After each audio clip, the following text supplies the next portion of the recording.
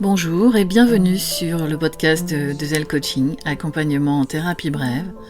Créons un instant, un espace protégé et une pause dans le temps pour révéler votre potentiel. Le sujet du jour, qu'est-ce que le coaching ? Donc la définition du coaching, c'est que le coaching c'est une méthode d'accompagnement qui a notamment fait ses preuves dans le domaine de la vie privée. Et là du coup on parle plutôt de coaching de vie ou de l'entreprise à destination des salariés, des dirigeants. Et là on est plutôt sur ce qu'on appelle un coaching professionnel. À quel moment recourir au coaching ? Aujourd'hui, beaucoup de grands sportifs sont accompagnés par un coach pour les aider à améliorer leur performance. De la même manière, la plupart des managers, des dirigeants d'entreprise ont compris qu'un accompagnement comme le coaching leur permettrait de développer leurs compétences, notamment en leadership, mais également les aider à être plus à l'aise dans leur rôle. Le coaching de vie, quant à lui, est un accompagnement au changement qui consiste à rebooster les coachés pour qu'ils atteignent leurs objectifs. Alors en termes de méthode et d'outils, les outils permettent un accompagnement donc à partir d'un objectif clairement défini. C'est vraiment la base de cet accompagnement. Les techniques de questionnement et les différents outils sont utilisés pour aider le consultant et lui permettre de faire face et de s'autonomiser. Donc avec cet accompagnement, toute personne peut prendre conscience de ses comportements limitants, identifier le contexte dans lequel ils ont été mis en place, prendre la décision de les adapter aux besoins présents et ainsi réorganiser les différents éléments de sa vie émotionnelle, intellectuelle et relationnelle. En bref, la finalité du coaching, c'est de mieux vivre dans son environnement et d'être capable d'aller de l'avant quel que soit le projet.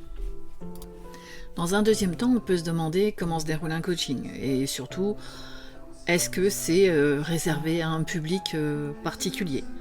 Donc non, le coaching n'est réservé à personne, ou plutôt en fait il pourrait être utile à tout le monde. C'est une question de besoin, d'envie et parfois de budget.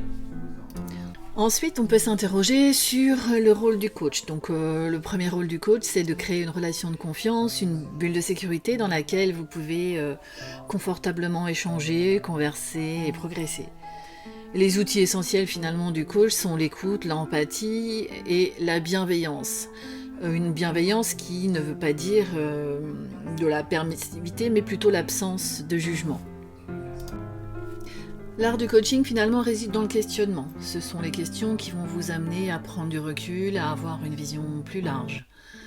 Ce changement de perspective va vous permettre, si vous êtes prêt bien entendu, de clarifier la situation, explorer les options disponibles, conscientiser les freins et les leviers, trouver les ressources nécessaires et surtout réaliser votre progression. Ce questionnement permet surtout de favoriser l'émergence de vos propres solutions. En effet, ce qui est bon pour moi n'est bon que pour moi. Le coach ne peut en aucun cas vous conseiller. Chacun étant différent, il est important que vous trouviez quelles sont vos ressources et que vous identifiez votre potentiel pour avancer plus aisément.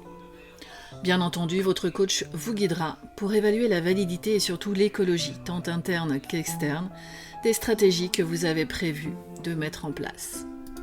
Pour aller un peu plus loin dans le propos, dans la mesure où la posture et le questionnement du coach ne s'improvisent pas, il est évident que cela nécessite un apprentissage sérieux du métier et idéalement dans une école de référence. En termes de boîte à outils, le coach peut utiliser des jeux de rôle, des jeux de cartes, de la visualisation, de l'hypnose, des questionnaires spécifiques et des protocoles issus de différentes techniques, telles que la PNL, la systémique ou l'analyse transactionnelle. Voyons maintenant plus précisément comment se passe un coaching. Donc c'est un parcours interactif, bien sûr, qui a une durée puisqu'il est question d'atteindre un objectif défini. Lors du premier rendez-vous, on commence par faire le point sur votre situation, sur la raison de votre démarche. Les motifs de cette envie de coaching peuvent être nombreux et très variés. Ça peut être dans le cadre d'un changement de poste, de fonction, d'orientation professionnelle ou d'entreprise, pourquoi pas. Ça peut être aussi une prise de décision difficile à opérer, au niveau professionnel ou personnel, une difficulté à gérer des priorités, son stress, gérer le temps aussi, ou éventuellement se libérer de situations professionnelles ou personnelles désagréables ou pénibles à vivre, des difficultés relationnelles ou des événements de vie à gérer. Toujours lors de ce premier rendez-vous, on étudie ensemble les difficultés ou les opportunités que vous rencontrez et surtout on identifie à partir de vos préoccupations quels sont les points limitants ou bloquants, un peu aussi ceux qui aident quand même, qui vous ralentissent dans la poursuite de votre projet. À partir de cette analyse, on définit un objectif de travail, objet du coaching.